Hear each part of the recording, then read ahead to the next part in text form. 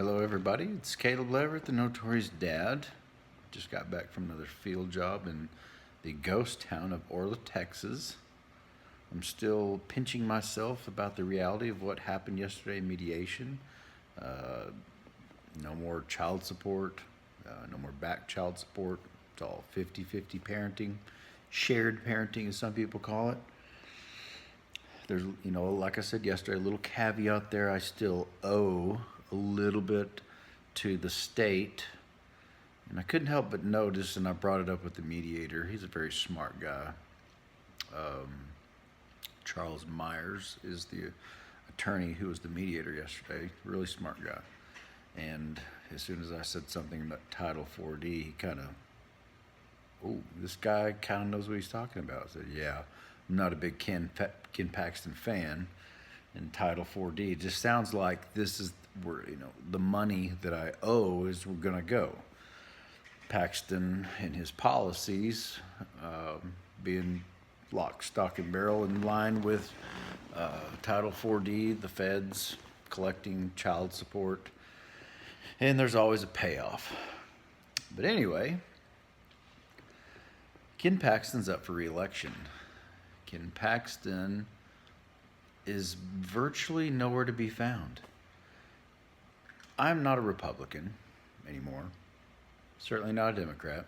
I'm a libertarian. Don't even necessarily agree with everything on the libertarian platform. I'm a voluntarist. I believe that all human interactions should be voluntary. Ken Paxton, as opposed to his opponents, again, there's somebody running on the Libertarian Party. I don't even know who it is, not going to lie. But this is my channel, and I don't have to say anything I don't want to say, and I can say whatever I want. Not regulated by the FCC. But there's a dude named Justin Nelson, as I mentioned yesterday, who's the Democrat nominee. Again, I'm not a Democrat. But I saw some posts that he made, some videos he made. He's campaigning. He's like going around and shaking hands and kissing babies, which is what you do when you want to run, especially for a statewide position like, the Attorney General of Texas. And he's literally saying, where in the world's Ken Paxton? Like, where is this guy? You look on Paxton's page, and all it is, hey, have you seen Greg Abbott's new video? Hey, the president gave me a shout out. But he's not going around, like I said, shaking hands and kissing babies. The last post I saw on the Paxton page was October 4th, like over 2 weeks ago. And he just happened to be with a bunch of other big Republicans or whatever. It makes it real easy to walk around when everyone around you kind of agrees and in the same party with you. But this Justin Nelson guy, he's going from city to city and talking to people, taking the hard questions. Like I said, I don't know Justin Nelson, never met the guy, don't know anybody in his campaign. But from what I've seen, if I were to show up and ask, which is I consider a hard question for some, particularly Ken, on what is your position on freezing bank accounts, I call it stealing, of parents in Texas whose only crime is their inability to pay. Given the fact that it took 15 months from the time I got sued and got blamed till the time the mediation happened 15 months later, that's a long time. My bank account was seized in between that. And whether or not I agree, I don't know. I've not asked the guy, so I don't know. I may not agree, but it just seems to me, after watching Justin Nelson just take questions and talk to people, even if I don't agree with it, at least he's got the backbone to answer me, which is more than I can say for Ken Paxton. I've backed off on the Paxton for prison stuff only because Paxton's campaign manager, Michelle Smith, reached out to me, and she saw my complaints, and she made a few phone calls and got the racking up of my old rate child support. She at least got it stopped, which it was nice for me personally, but you shouldn't have to have an online presence like I have I almost felt like I got preferential treatment, which kind of sucks because I'm just a broke ass. I live in an apartment. I don't own this place.